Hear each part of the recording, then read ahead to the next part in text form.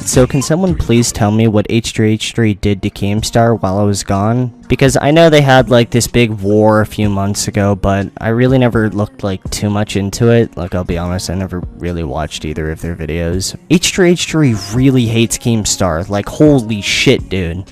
Like, I used to think he hates me, and he definitely hates me, but I mean, there really is no comparison. Dude, he really hates Keemstar, and I don't even know why. Like, let me give you guys just a little bit of perspective just behind the scenes, right?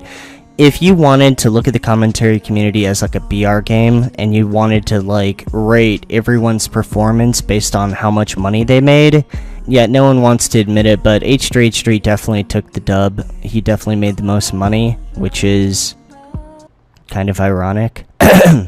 Anyways, though, what the fuck did Keemstar actually do to H3H3, man? Because, man, I'm still not watching his, like, 4-hour-long, like, video series on Keemstar, but he's not doing that for views or money. He's loaded. He doesn't need that shit. And, I mean, I could be wrong on this, and some people would disagree with me, but I don't think he made those videos for views either, which is really unique, man. I mean, a lot of the times when people make videos on other people, there are some, like, sincere opinions about, you know, the other person and whatnot, but usually it's under the mask of, obviously everyone wants to get views and whatnot, right? Like, that's the main driving force. I don't think that there's that many times where someone genuinely hates another person. I mean, don't get me wrong, I think this is the case, like, 80-90% of the time. There are a few cases where someone just really hates the other person. I've definitely made a few of those videos, but not that many, you know? Like, for example, like FouseyTube and shit like that. Dude, I don't fucking hate FouseyTube. Why would I hate FouseyTube? Seriously, he made a few fake pranks. Why would I be that mad about FouseyTube?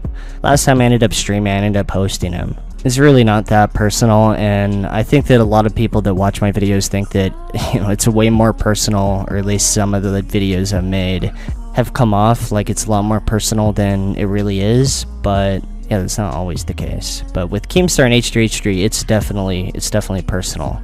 And I don't even know why. That's what I've been trying to find out. I asked so many people, and they're like, oh, Keemstar was being rude to him on Twitter. It's like, what the fuck? Keemstar's been rude to everyone on Twitter. What the fuck did he say? What did he do that, like, made this man want... Dude, if you watch that video, I don't even think that video is so much for the viewer. I genuinely, and I haven't watched all of them, I've only seen clips, but I think that video is more for, like, the YouTube staff. I think he was straight up not even trying to cancel him, I think he was trying to get him banned. I don't even know why, too. Like, I need to find, like, a timeline or some shit, because clearly some shit went down right around the time I left or during my absence, because shit was really different when I was still here. I think they were, like, friends somewhat, and they definitely are not friends now. Like, that was not just a quick little backstab for views. He was not pulling a Leafy. That dude, they don't like each other. There's some personal shit going on. Maybe it's behind the scenes and I just don't know about it. Maybe it's just, maybe Keemstar just fucked with him, like, it's just a bunch of small splinters, right? Just like he trolled him for so long that he just snapped. Or, who knows, man. But, man, I never thought I would say this, but I think H3H3 actually hates Keemstar more than me. Maybe. Actually, no, I'm not convinced. YouTube drama is like this funny thing, dude, because it's so petty, you know, like on the surface level, right? But, man, the hype is just, like, unreal, right? Like, people love the idea of, like, this guy ended this guy, right? Like, I remember when I quit, so many people, oh, it was this that killed Leafy. iDubbbz fucking murdered Leafy. The list goes on and on. I think people love to play into that shit, and it makes sense, you know? It's like fucking, like, it's like the Thunderdome or something like that, right? But I don't think YouTubers, like, careers are killed like that. A lot of the times when people have drama with each other, they end up both getting more views.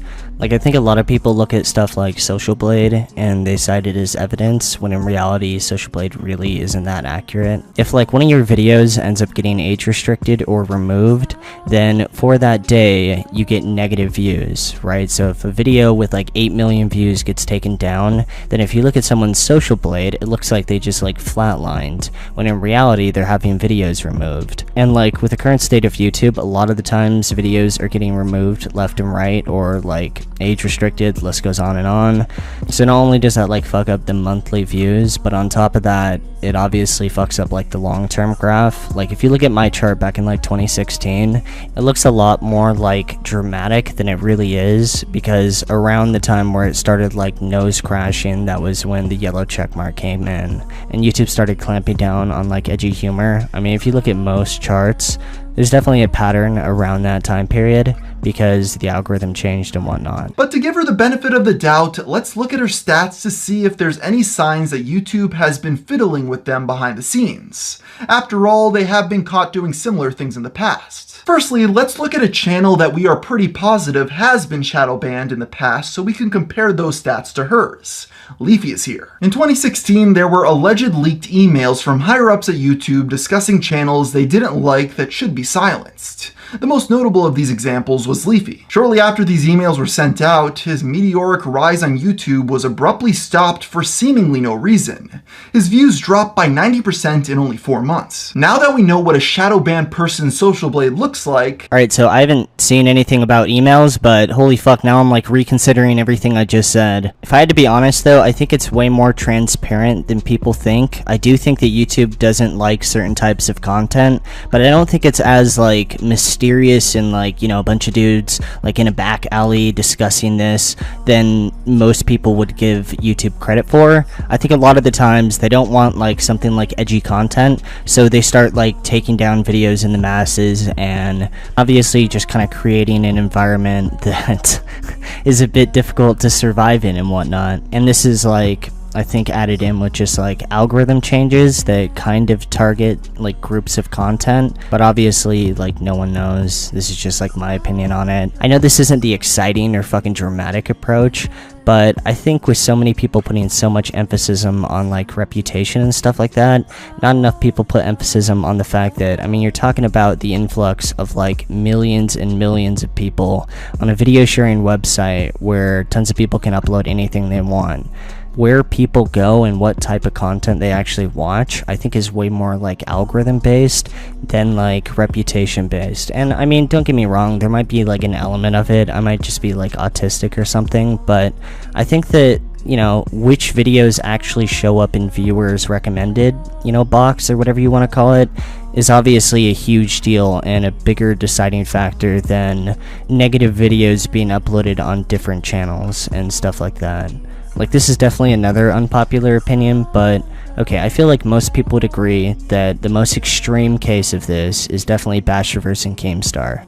Just in case you don't know what happened, Keemstar came out with information that Bashverse was apparently like a pedophile or something like that, and he was a Minecraft YouTuber.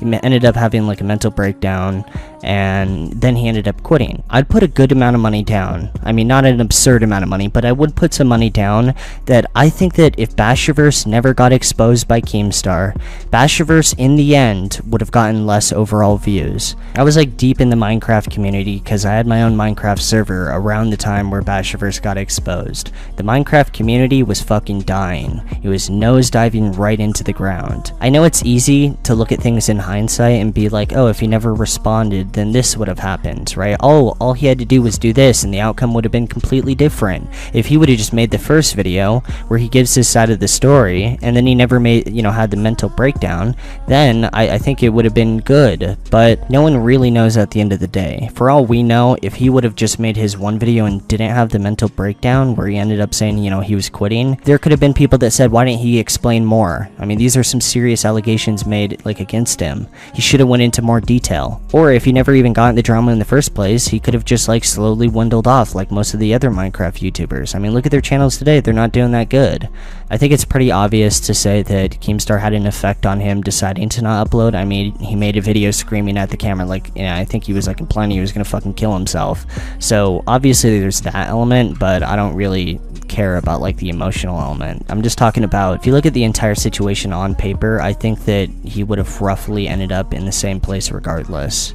And I know that sounds like a little bit cold, but whatever, man. You want me to sit here and rant about the fucking emotional waves of being a YouTuber? It's not that emotional, man. You make videos, some people watch it, some people don't. I mean, it's really all it is. I don't think that there's that much of a conflict in interest. Anyways, though, you guys like the last video where it's just kind of unfiltered? I actually don't mind making some of these videos. I get to talk about some of the stuff I don't mind talking about, but I'm gonna go get some food. I appreciate all the support, and, yeah. Good luck, everybody. Peace.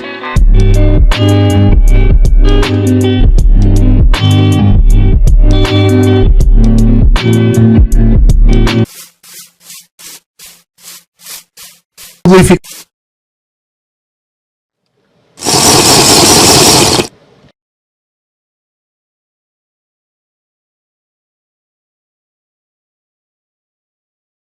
I would love to see Leafy come back.